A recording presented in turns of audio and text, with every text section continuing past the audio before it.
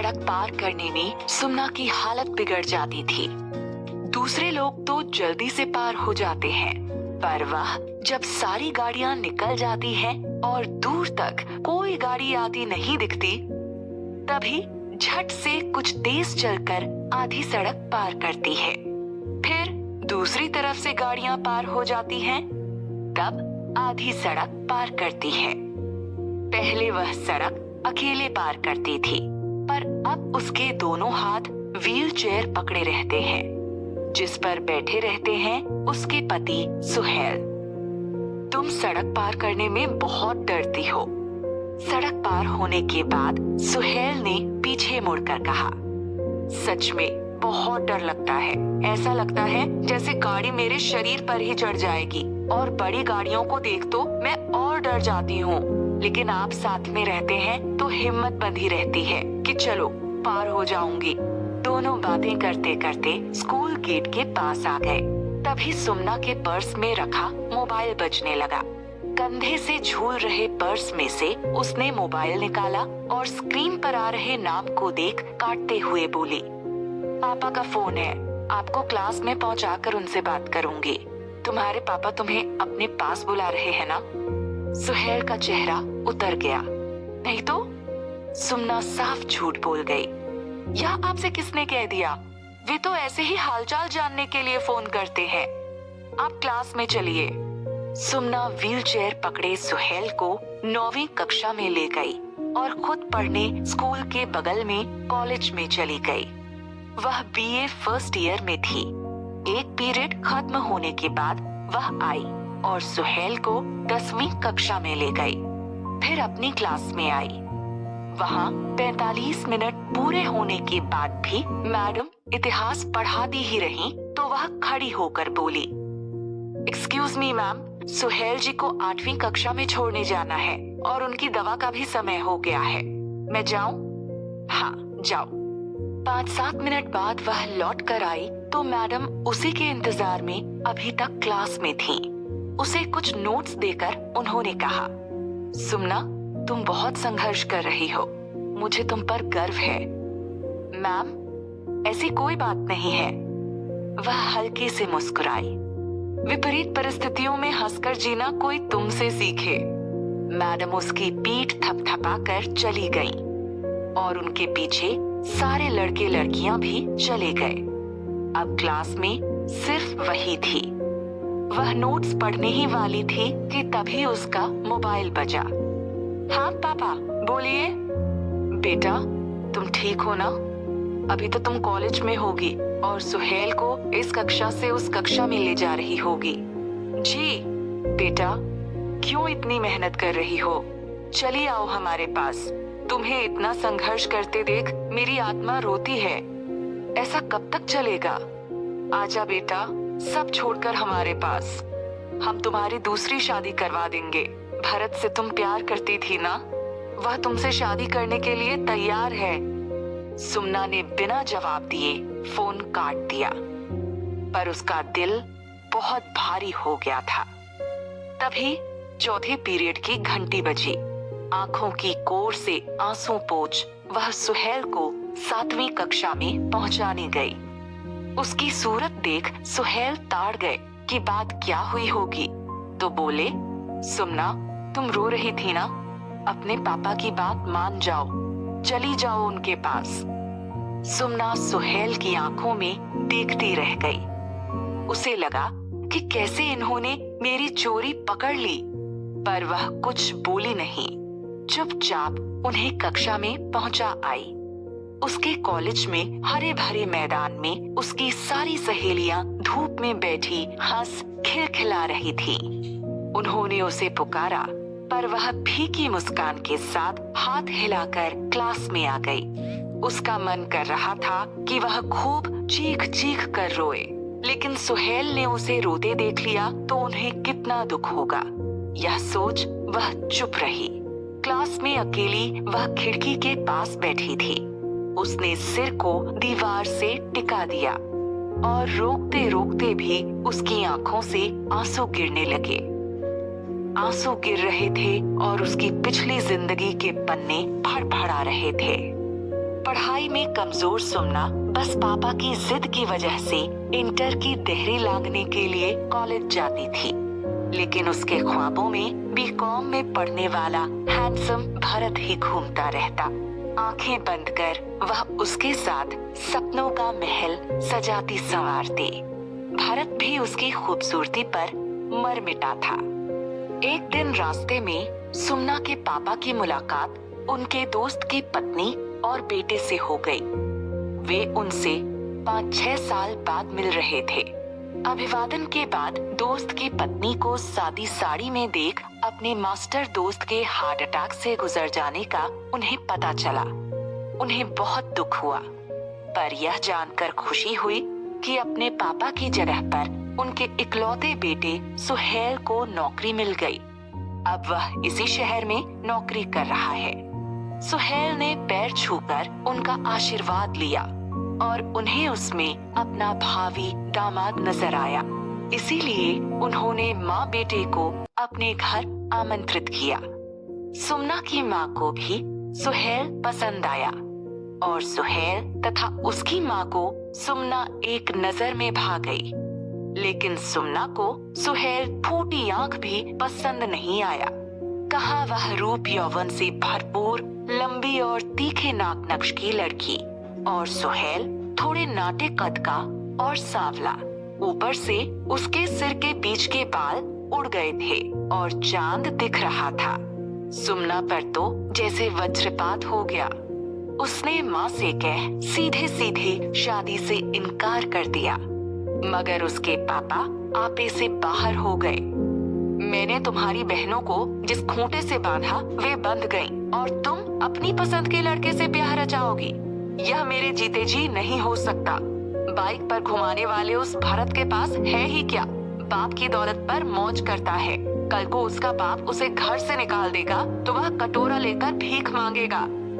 सुंदर चेहरे का क्या अचार डालना है? सुहेल मेरा देखा सुना अच्छा लड़का है।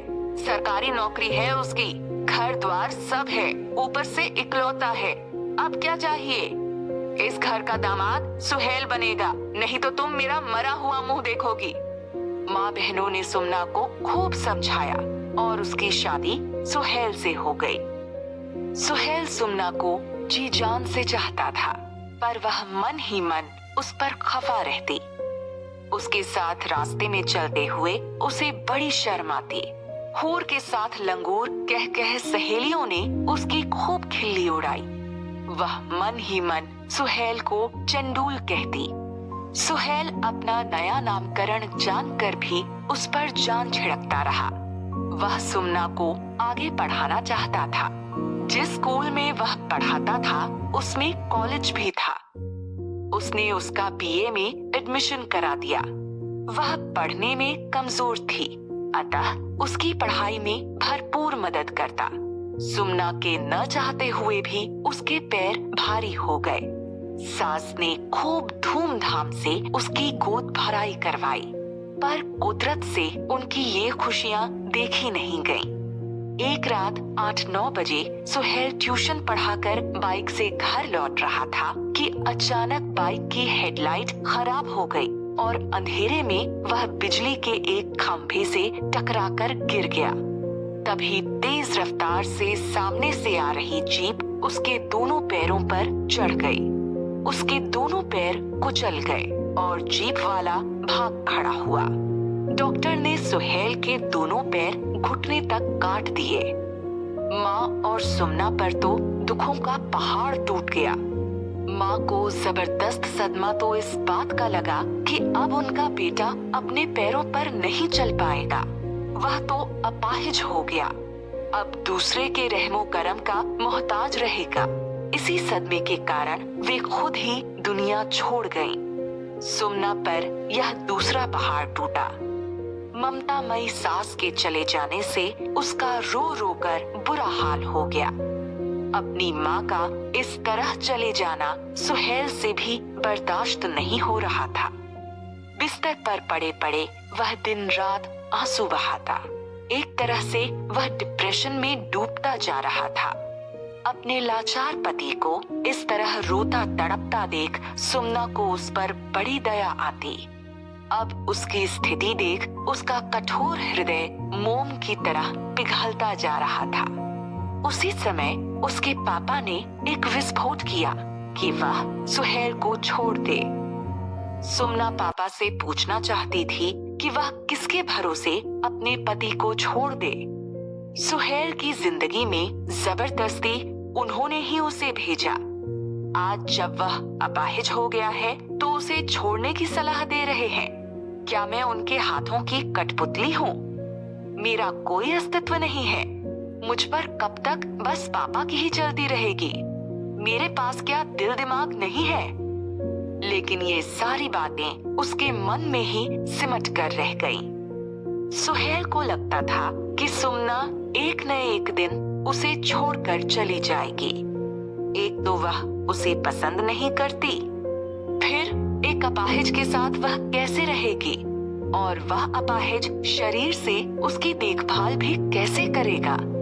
हाँ, सुमना के पेट में उसका एक अंश पल रहा है। शायद अब वह उसे जन्म भी न दे। फिर तो उन दोनों का रिश्ता खत्म हो ही जाएगा। बस एक नौकरी बची थी, लेकिन वह होगी कैसे?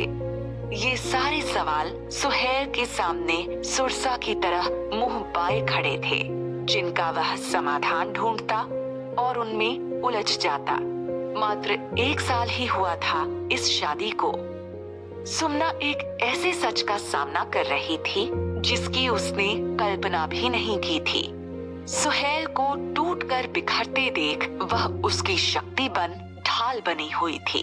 पहली बार उसने सुहेल का हाथ अपने हाथों में लेकर कहा, जो हो गया उसे तो हम नहीं बदल सकते। अब आगे जो जिंदगी बची है उसे तो हम हंसकर जिए। आप बच्चों को हिम्मत से लड़ने की बात सिखाते रहे हैं और आज खुद हिम्मत छोड़कर बैठे हैं। आप कल से स्कूल पढ़ाने जाइए और मैं कॉलेज पढ़ने जाया करूंगी। हमें अपने आने वाले बच्चे को एक बेहतर समाज और एक सुनहरा भविष्य देना है। इस तरह हाथ पर हाथ धरे बैठे रहने से कुछ नहीं होगा। सुहेल नम आंखों से सुमना को देखे जा रहा था कि उसे नापसंद करने वाली आज उसे अपनी माँ की तरह समझा रही है। आप अगर मेरी बात नहीं मानेंगे तो फिर मैं आपको चंडूल महाराज बोलूंगी, सुमना ने हंस कर कहा, ताकि सुहेल को हंसी आ जाए। वह ठठाकर हंस दिया, फिर बोला, मैं सोच रहा था कि इतने दिनों से कोई मुझे मेरे प्यारे नाम से बुलाता क्यों नहीं। हाँ, यह ठीक है, मैं एक नौकर रख लेता हूँ। वह मुझे स्कूल ले जाएगा, लाएगा और तुम कॉलेज जाना। अरे हाँ, तुम पढ़ने के फेर में मेरे आने वाले बच्चे की देखभाल मत भूल जाना। वैसे अभी बच्चे के जन्म में तो समय है ना? बहुत समय है, अभी तो 3.5 महीने ही हुए हैं। 7वां महीना लगते ही मैं कॉलेज से छुट्टी ले लूंगी। दीदी, सर आपको बुला रहे हैं, एक छात्र ने आकर कहा तो सुमना जैसे नींद से जागी। तुम चलो, मैं आती हूँ, कहकर वह आंसू पोंछकर मैदान में आ गई। सुहेल व्हीलचेयर पर बैठा उसी का इंतजार कर रहा था, लेकिन जब वह आई तब कुछ बोला नहीं। सुमना भी खामोशी से उसे घर लेकर आ गई। सुहेल ने फोन कर अपने नौकर को जल्दी से जल्दी आने को कहा। अपनी पत्नी की तबीयत खराब होने के कारण वह गांव चला गया था। उसने दूसरे दिन ही आने का वादा किया। सुमना आते ही रसोई में जुट गई। खाना बनाकर उसने सुहेल को दे दिया तो वह खाने लगा। सुमना को भी भूख लगी थी। वह खाने बैठी ही थी कि फिर पापा का फोन आ गया। वह दूसरे कमरे में जाकर उनसे बातें करने लगी। इस बार फोन पर माँ भी थी। वे भी सुमना को सब छोड़ छाड़ कर अपने पास बुला रही थीं। पापा ने एकदम खुलकर कहा, एक अपाहिज के साथ तुम इतनी बड़ी जिंदगी कैसे काटोगी? वह तुम्हें कोई सुख नहीं दे सकता, तुम्हारी रक्षा नहीं कर सकता। तुम भरत से शादी कर लो। मैंने एक डॉक्टर से अबॉर्शन करवाने की बात कर ली है, वह तैयार। सुमना को लगा कि उसके कान में पिता की आवाज नहीं, गरम गरम सीसा जा रहा है। अबॉर्शन की बात पर उसका पूरा वजूद हिल गया। उसकी ममता जाग उठी। अपने अजन्मे बच्चे की गर्दन पर अपने पिता के खूनी हाथ की कल्पना कर उसका सर्वांग कांप उठा। उसका वात्सल्य प्रेम खौलते हुए खून के साथ चिंगाड़ उठा। वाह पापा वाह, आप जैसे पिता तो मैंने देखा ही नहीं। जब मैं भरत को चाहती थी तो आपने जबरदस्ती सुहेल से मेरी शादी करवाई, और आज जब वे अपाहिज हो गए हैं तो उन्हें छोड़ने के लिए रोज रोज मुझ पर दबाव डाल रहे हैं। आप जैसा स्वार्थी और मौका परस्त इंसान मैं पहली बार देख रही हूँ। भरत से मेरी शादी होते ही अगर उसका भी एक्सीडेंट हो गया या वह मर गया तो आप मेरी तीसरी शादी करवाएंगे। जिस बच्चे के आने की खुशी में मैं और सुहेल जी रहे हैं उसे आप खत्म करवाने की सोच बैठे। आपने मेरे मासूम बच्चे की हत्या करवाने की बात कैसे कह दी? सुमना अपने अजन्मे बच्चे की याद में रो पड़ी। उसके पापा ने उसकी सिसकी सुनी तो उनके मुंह पर ताला लग गया। वह आगे बोली, आपने जिस उम्मीद के बलबूते पर मेरी शादी सुहेल से करवाई है, मैं उसी उम्मीद पर खरी उतरना चाहती हूँ। अगर मेरी जिंदगी में संघर्ष है तो मुझे यह संघर्ष और सुहेल के साथ जीवन जीना पसंद है। मैं उन्हें कभी नहीं छोड़ूंगी। मेरे सिवा उनका अब है ही कौन? आगे से इस विषय पर आप मुझसे कभी बात नहीं करेंगे। कहकर सुमना ने मोबाइल का स्विच ऑफ कर दिया। तभी अचानक धड़ाम की आवाज आई तो वह दौड़ते हुए कमरे की तरफ गई। वहां देखा कि टेबल पर से पानी का गिलास लेने की कोशिश में सुहेल पलंग पर से नीचे गिर गया। यह आपने क्या किया? थोड़ा मेरा इंतजार नहीं कर सकते थे? सुमना सुहेल को किसी तरह से उठाते हुए भर्राए गले से बोली, अब तो सिर्फ नौकर का ही इंतजार करना पड़ेगा। कहते कहते सुहेल की आंखें छलछला आईं। आपकी जानकारी के लिए बता दूं कि मैं आपको छोड़कर कहीं नहीं जाऊंगी। हमेशा आपकी परछाई बनकर रहूंगी। पापा को जो बोलना है बोलने दीजिए। यह मेरी जिंदगी है और मेरा फैसला है। सुमना सुहेल को पलंग पर ठीक से बैठाते हुए बोलते जा रही थी। उसने उसकी भीगी पलकों को पोंछ दिया और बोली, मर्दों को आंसू शोभा नहीं देते। मैं आपकी धर्म पत्नी हूँ, इसलिए अपना फर्ज निभाऊंगी। आज से मैं आपकी माँ की तरह आपको डांटूंगी, समझाऊंगी तो बहन की तरह दुलार और पत्नी की तरह प्यार करूंगी। फिर उसने सुहेल को गले से लगा लिया। धन्यवाद सुमना, तुम्हारे साथ से मैं आबाद हो गया। सुहेल भर्राए गले से बोला। उसको लगा कि सुमना ने उसे तीखी धूप से बचाते